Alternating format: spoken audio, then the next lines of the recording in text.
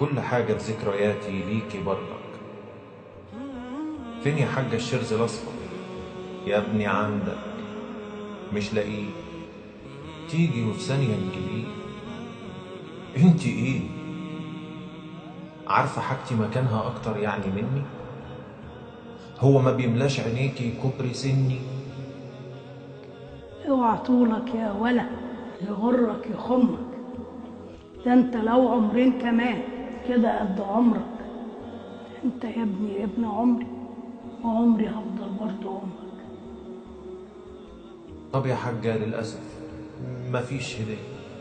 ها، الهدية؟ ده انت مصروف السنة واجمل عيدية.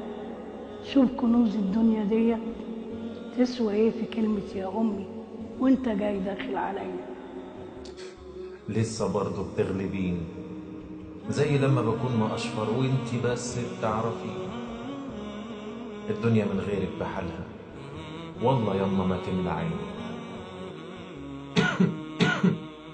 شوف هتبرد، يلا روح. قلنا 100 مرة نتقل وانت لابس نص كم. لا يا حاجة الجو عادي، هو بس انتي اللي أم.